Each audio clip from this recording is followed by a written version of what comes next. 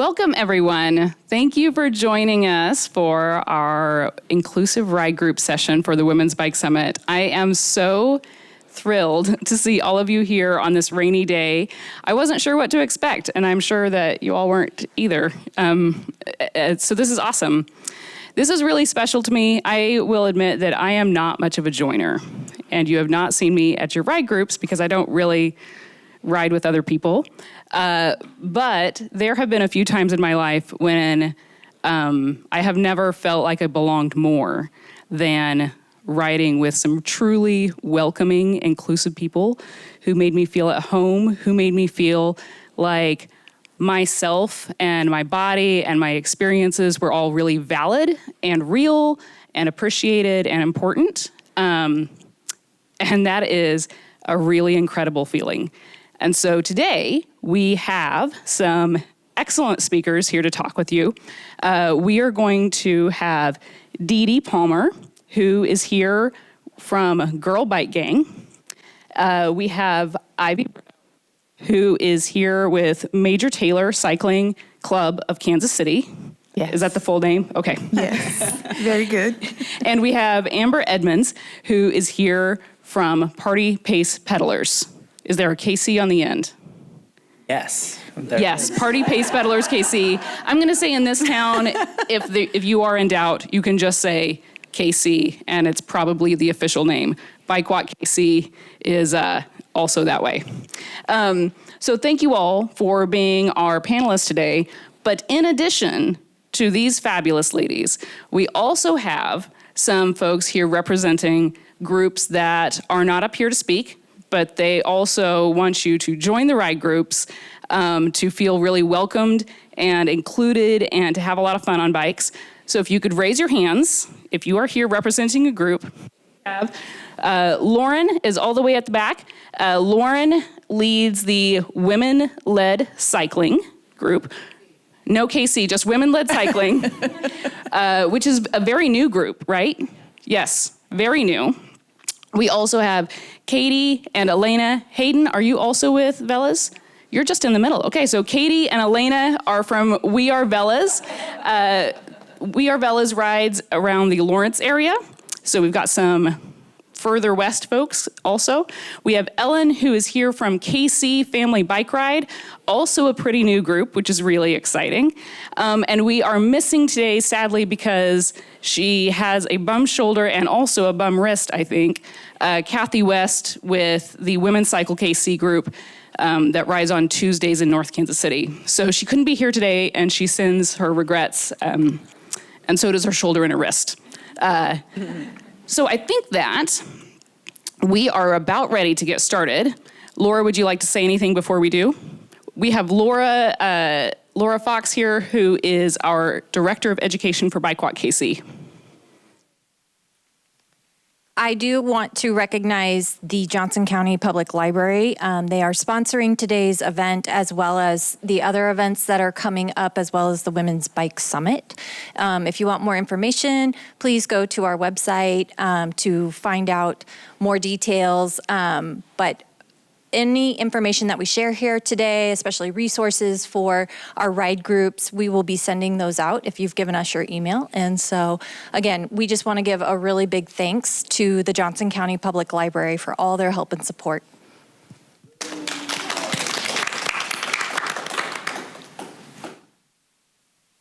Shall I take it away? Take it away. Okay, all right. Well, since all the groups were already introduced, admittedly, so I will just say real quick, Girl Bike Gang, we do have a KC at the end of that. I just remembered, because it was the Instagram handle. Because a Poland group, someone in Poland already had just Girl Bike Gang. But anyway, so when I started, it was very organic, and it was during COVID, and it was just a group of us, my close friends that had gotten bikes that no one was riding. So I was like, well, hey, come ride bikes with me, because I'm tired of riding with my husband only. So that's how it started. So I never really thought about, I didn't intentionally start the ride. And so I never thought about being inclusive or exclusive. It just wasn't something that was coming up until the day I saw the Facebook post that was asking if there was a ride in the South area, Waldo area. And I was like, oh, mine. And then I'm like, I don't know if I want to put myself out there. I don't know, who's going to show up and what kind of, it could completely change the whole dynamic of it. And I will say, I don't regret putting something out there. I have met some amazing people, which I think is cool about being an inclusive group, is that anyone can show up. And like I was saying earlier, I now have a dentist because of it. So, and it's great. So I wanted to start with the question of you two.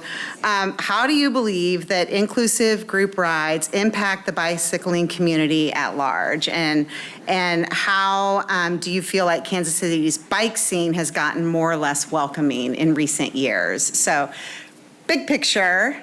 Okay. I will start with the inclusivity piece of it. So I am a transplant here. I came here in August of 2020 for work, relocated from Louisville, Kentucky. And so I moved up here by myself. And one of the ways that I thought that I would meet people is to find a cycling group. And so I looked on Facebook for cycling groups, and I found quite a few, and I found Major Taylor. And so I talked to Mitchell. Mitchell is, I guess, the founder of this group that started in 2014. And so I messaged him on Facebook, and he's like, yeah, come on out. I didn't know what to expect. And I saw all ages, men, women. It was amazing. And so they meet on Mondays and Wednesdays, but I just started on Monday, which is down at 18th and Vine district. And so when I saw all the different people there and all the inclusivity, I was like really awed. Found your spot? Found my spot. And so the year before I got here, I think I probably rode 60 miles a year. Mm-hmm. When I got to Major Taylor and saw how much they ride, the first year, I think I rode like 800 miles that year. Amazing. So, yeah. Very intimidating at first, but now it's like a no-brainer. So the welcome that I received was absolutely amazing. And I can't remember your second question. Oh, no. Well, you kind of touched it. How do you feel Kansas City's bike scene has gotten more or less welcoming in recent years? That's hard for me to say since I've just been here for a couple of years. But based on the chatter that I've heard amongst the group, it seems like there's more bike lanes and things that are present compared to the past. Yeah. So it's really a bike-friendly town. I really don't have anything to compare it to except for Louisville. I think Louisville is a little more bike-friendly in terms of the paths and the events. Like they have a big mayor's hike, bike, and paddle to get more of the community out, even the kids. And so they do it Memorial Day and Labor Day. And I would love to see, I don't know if anything like that exists here, but it brings out a huge portion of the community. And I think that would be awesome to have something similar here. Can you explain a little about who Major Taylor was and sort of a little bit of the history of the group? Sure. So Major Taylor was a cyclist back in the 1800s. He was a champion professional cyclist who rode in lots of races.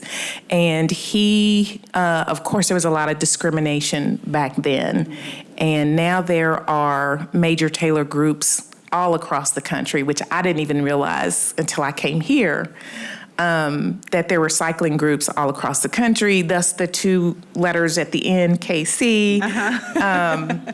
And this group was started by Mitchell Williams. I think he started it back in 2014. So it has grown since then, and it's 10 years? Almost 10 years, yeah. That's fun. You have to have a party. I always love throwing parties. 10-year anniversary, yeah, of course. Yeah, we need to. I'll have to mention that. Yeah, that's awesome. What are your thoughts, Amber? Yeah, I have been biking I don't have a watch, but I've been biking since June of last year. Yeah, awesome. Very new. I don't even know how I'm up on this panel. Like, just I don't either, so we're cool. Yeah. We're all in this together. I've never moderated before, so, So like my first introduction to it was through Party Pace, and it was just from the get-go an inclusive thing, like a tiny bit of history about it. It's also very new. It was started by, like the KC division, at least of it, was started by Eli Cusco, who sadly betrayed us and moved to Albuquerque. They're like a competitive, like really fast biker, ludicrously fast. But they wanted like at least a day a week where they could bike with friends, and nobody really believed them. Like, no, I genuinely do want to just like go at a Party Pace, and like it's really dead simple. It's like 10 miles per hour or slower sometimes. Like it's really very slow. Depending on the hills. Yeah, probably. depending on the hills, depending on the heat. And like the first time that I went to Party Pace, I didn't know how to ride a bike, and it was just like after they had done their Pride Ride last year in June, and I was like, maybe I'll learn. I don't know. These seem like a fun group of people. Like, it was incidentally just a very queer group that was there, and I was like, maybe this is a safe place to. That was actually the first place where it was like very openly Amber as opposed to redacted. So that was also nice. Like really just opening. And like my first ride with them, I didn't do the full 10 miles. I did 7 miles in an hour and 45 minutes.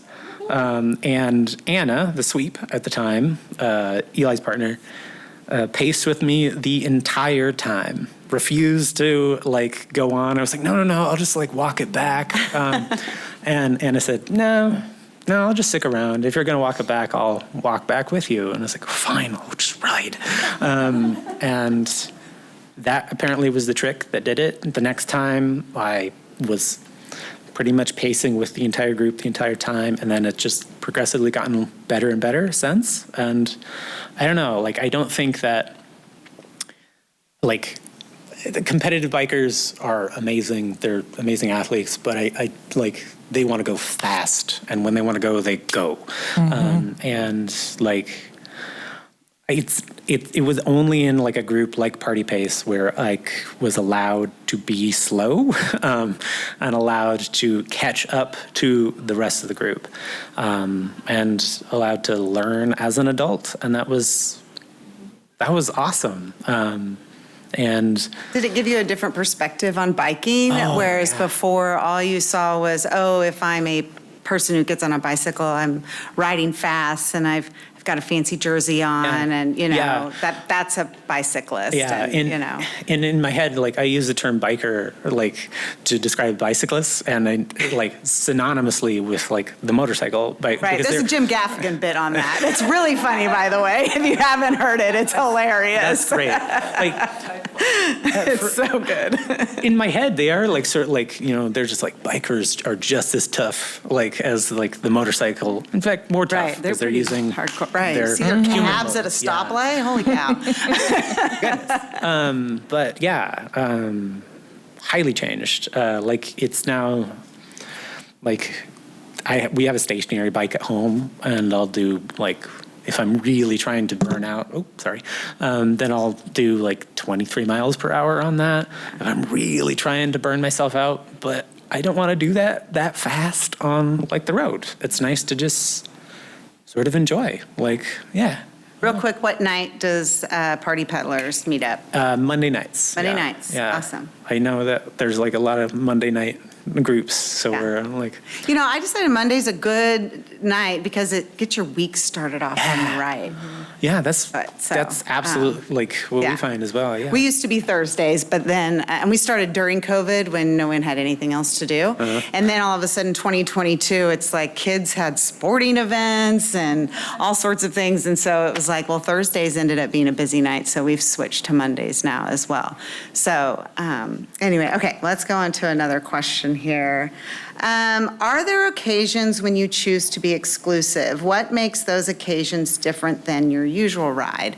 And I think it's hard to say a ride is, well, you can obviously say certain rides might be exclusive if they're outright being exclusive. But from an inclusivity standpoint, I mean, from my perspective, I feel a lot of times you have to be confident in your ride and who you're trying to represent or cater to in a way, because Girl Bike Gang, while we're very inclusive, yeah, show up, ride. We're not really big on specifics. But you may realize it's just not your ride. You may want to go fast. And we're more of a bunch of girls that end up together and we talk about our kids and life and work and it's a connection night more than anything on a bike though. So how does that resonate with you in terms of how your ride is being inclusive or if you choose to be exclusive, what does that look like? Well, Major Taylor is never going to be exclusive, you know, from a participation standpoint. However, when I got here, everybody started talking about these gravel rides. And I'm like, gravel?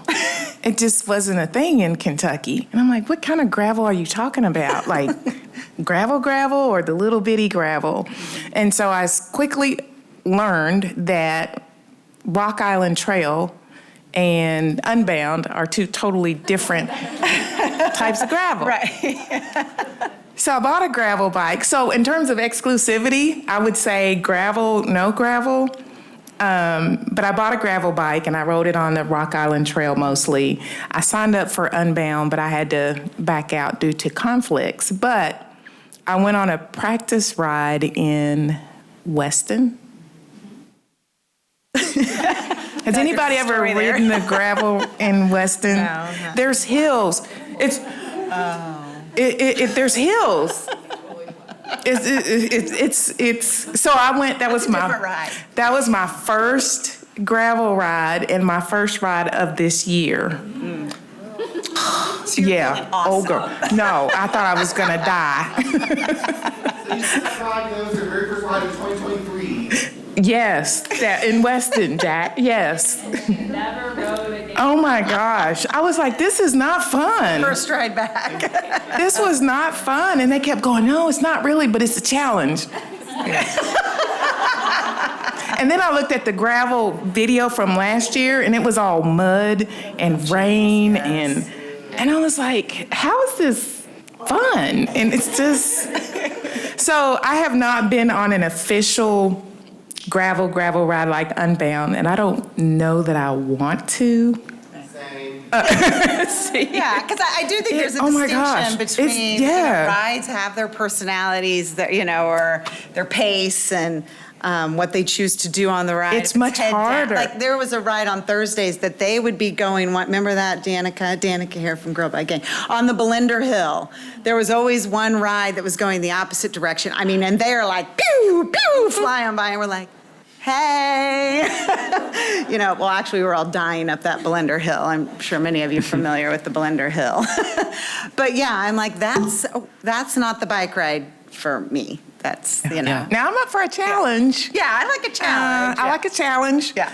I did Bike a Mess. I try to do a century a year. I did Bike a Mess in That's on my bucket list for this year. I did the Horsey 100 in Georgetown, Kentucky last year. I haven't done anything this year yet, but that's it Yes, in terms of exclusivity.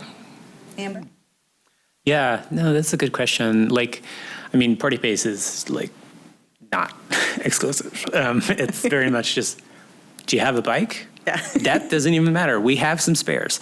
Come on down. We'll go real slow. Where do you meet? Where's your meetup spot? Yeah, we meet at Crane Brewery on the Awesome. Rock Island Trail, and then go to Vale Tunnel, come back, and then if you want, you can partake in what they have to sell there. I think like there's like one time when we would be exclusive, and that's like, if somebody's being exceedingly intolerant, then maybe we'd ask them not to come back. or rethink their worldview. But that's like a pretty obvious gimme. Like, yeah, of course. If somebody's being a monster, then maybe don't include them. But yeah, no, it's like in terms of speed, in terms of like trail. I mean, like the trail is Rock Island. It's really dead simple. There's no real exclusivity there. Like, we did do a few rides during the winter, and that would necessarily exclude people who don't like the cold, which I don't. I think that's by choice, though, that people exclude themselves from those rides. And we definitely, like, we also, like, occasionally will just say, hey, let's meet up. They also have trivia night on Monday nights at Crane, so we did trivia night. Girl Bike Gang's going to have to meet up with party peddlers on a Monday. Yeah. I'm really liking the sound of your ride. We did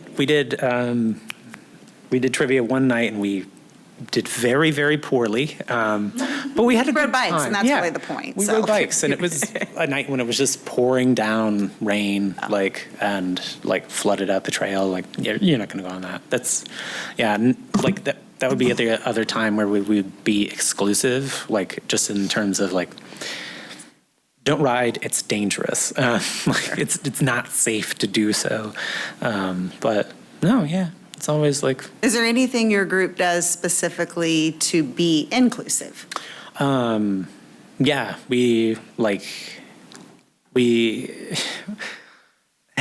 like I said, it sort of like was incidentally a very queer group, and we do people just have like networks, right? Like, your friends tend to be a lot more like you, so then we just keep bringing in our friends, and we try to make it as open a space as possible for people to just come and be themselves. And I don't know. That's great. Yeah. What about you, Ivy? Anything specific Major Taylor does? Not really. I mean, we always have no drop rides. Okay. To make people feel comfortable. Yeah. In that sense, but. Other than that, everybody's welcome. We got a Facebook page. We have a group me page where we post rides every weekend and, what's going on. We ride on Mondays and some people ride on Wednesdays and meet down at West Bottoms. Okay.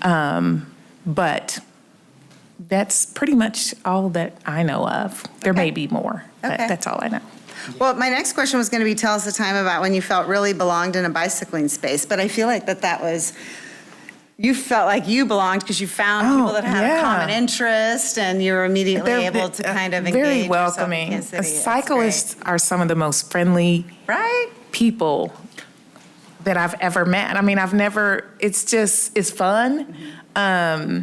You get to see so much that you don't see in a car or walking. And it's just, I just felt like I had been there for years. And so I really appreciate that, the open arms and the friendliness. Yeah, no, I've had the same experience.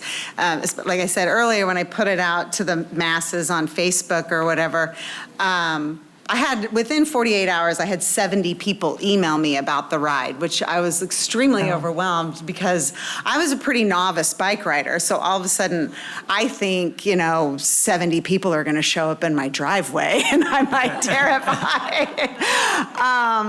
That did not happen. So, but yeah, I kind of forgot where I was going with that because I lost my train of thought. But Amber, I know you spoke to feeling immediately like you kind of found your tribe. Yeah. And what I think is great is the person that hung back and as the sweep. My husband would refer to that as the long game. No one was there pressuring you to get up that hill faster or I started out, the first time my husband took me out on my bike, it was mountain trail riding at Swope. And I'm like, who does? That's insane. Why would I love this? Right? Yeah, like, what? Are you crazy? And then he was just like, oh, that's cool. We can just like ride up this hill then, And he just little bit by little bit, but nothing's more satisfying when you make it up a hill that you used to walk your bike up, which I did, the Cherry Street Hill at UMKC campus. I walked my bike the first few times up it, and I don't walk my bike anymore, and it's great. And it just, you start to see the progress when you just show up, even if you're just riding your bike Yeah. once a week. Don't you think that that's amazing? 100%, yes. Like, and you even spoke to that, like not being able to maybe do the full 10 miles, but then before you knew it, you were no Yeah. problem doing the entire ride. Yeah, and like I noticed myself like trying to do new things each time. Like before, it was just my hands will not leave the bar, and just like white knuckle grip. And I would. It was actually Anna who gave me that advice of like, if you can't take it, break it. Just slow down. It's fine. Just stop. Right. And like I finally got used to like, oh, I can let off of the brake a little bit more frequently. But yeah, no, it's just, I don't know. Yeah. Great. Yeah. Can I sneak in a question? Yeah. Or a comment? Comment. Yes. I just wanted to get in also on the exclusive topic. If we ever, so backing up. I almost like pointed to Okay, you. sorry, I'm not very Lauren. loud. No. I almost pointed to you because I was going to ask with your experience of the ride you just started. Yeah. So, yeah. So in terms of being intentionally exclusive, I'm Lauren Allen. I use she, her pronouns. I lead women-led cycling in Waldo, first of all. So with my group, I say all are welcome with an asterisk. And with that asterisk, we talk about some guiding principles that are based on a national group called Radical Adventure Riders. And they did a fantastic job of just sort of outlining a code of conduct that's expected when people show up. And so by being very clear about what's expected, a lot of people don't show up, and we're happy about that. Again, like all are welcome, knowing If that it's the ride this for is how you, you need to be right? behaving. Yeah, right. So we have not yet had to, step in and say, hey, you can't do that here. But, I think that a lot of people, even just the name women-led cycling, they're like, can I come? I'm like, oh yeah, you can come. You're just not in charge. So That's a good way to put it, because I feel the same way about girl biking. There was no intention of, we've had brothers show up, and my husband's gone with us, and, it's totally fine. Yeah. But yeah, the name says something differently. that's all. Are there any more comments or questions from the audience? Love to. Okay. So just adding on to what Ivy was saying about just how, in regards to Major Taylor, I started there in the summer of 2020. It was, as the pandemic was starting, I was looking for additional groups to check out. That caught my eye, and so I ended up going down there, ended up just falling in love with it. And Awesome. in large part due to just the atmosphere that was created by everyone. Yeah. I always say it doesn't matter if only one person shows up or 20 people show up. It's always worth it. I do Girl Bike Gang and kept it going to keep me accountable, keep me on my bike, because, we're really good as humans to not do the things that are good for us and that we like for some reason. I don't know why that is.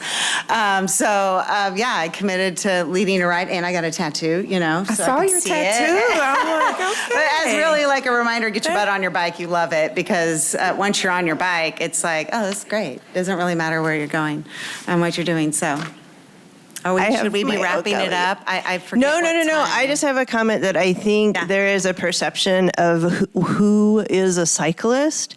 And I think that's what groups and highlighting these groups and being really upfront about expectations and codes of behavior is that everyone's a cyclist. You don't have to look a certain way. You don't have to ride a certain way. And those who body shame you or identity shame you or any of that, like those are not the folks that you want to ride with. Like it's just plain old not. So all of you deserve to be on bikes and to have a good time and to be welcome. And I think that's what all of you are really getting at, is that disrupting that stereotype of who a cyclist is. Right. We're all cyclists. Yeah. And it's fun.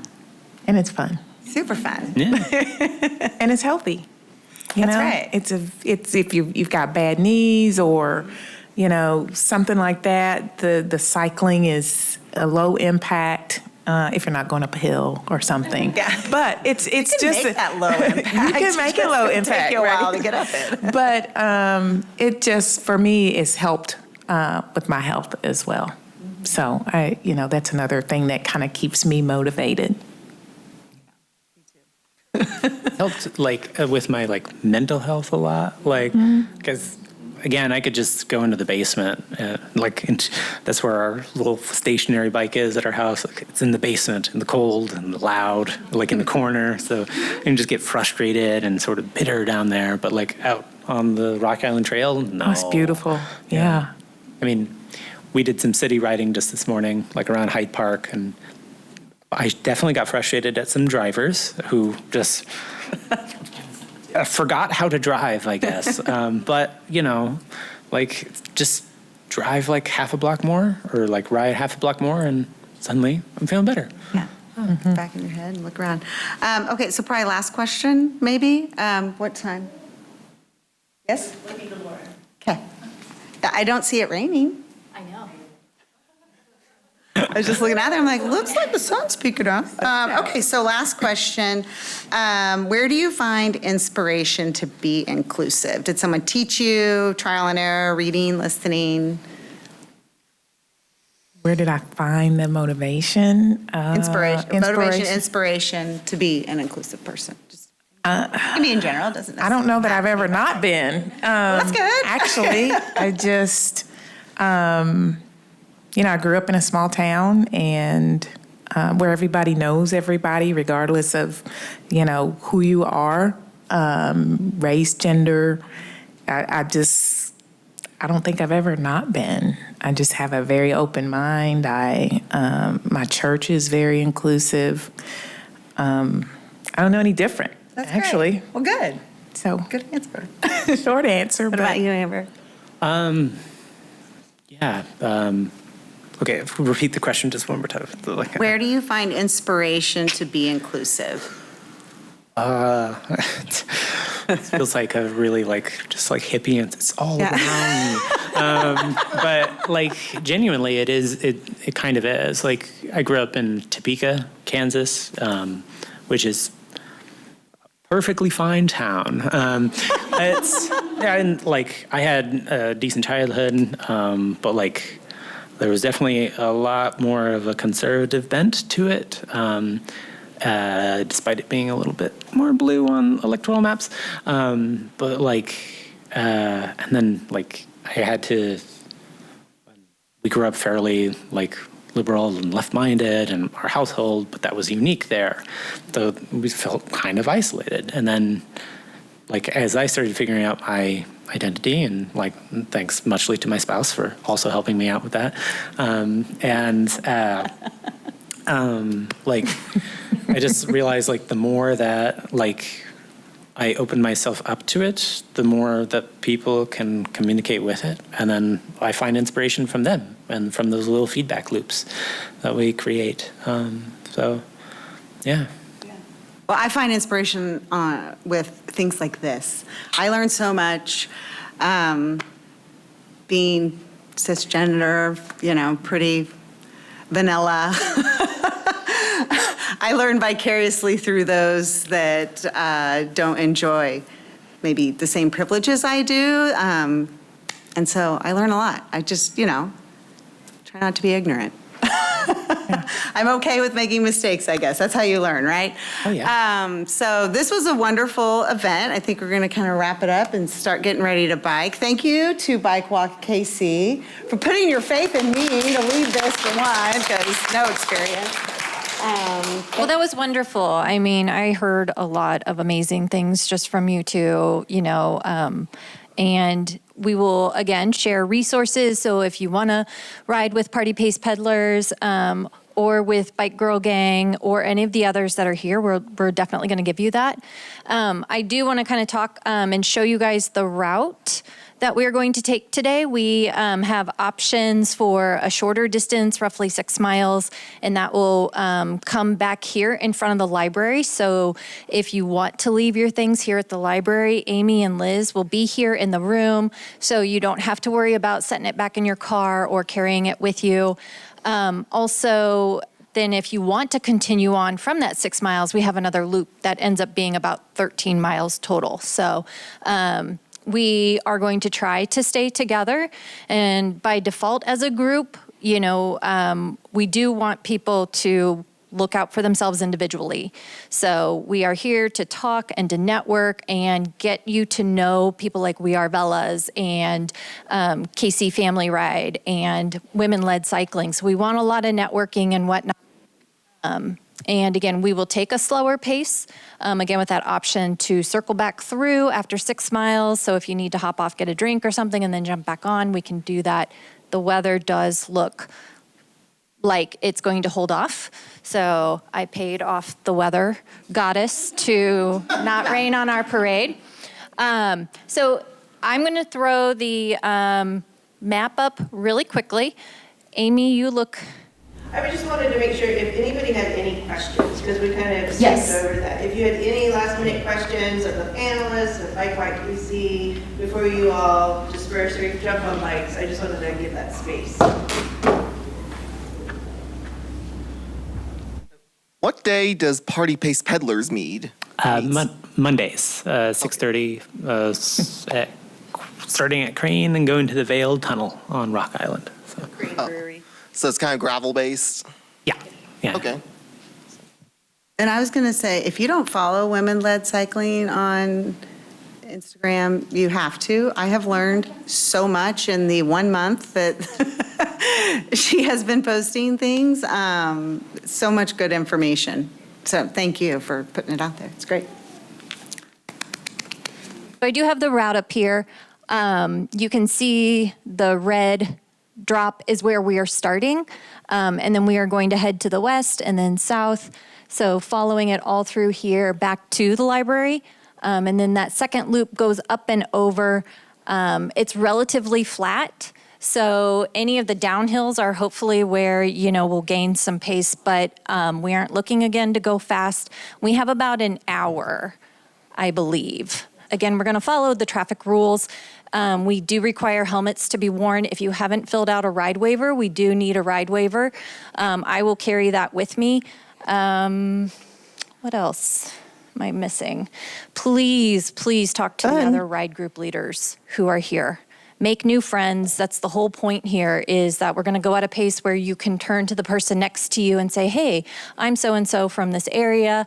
The ride leaders can talk about the intentions of their rides and invite you along. And again, just be curious and excited to ride your bikes.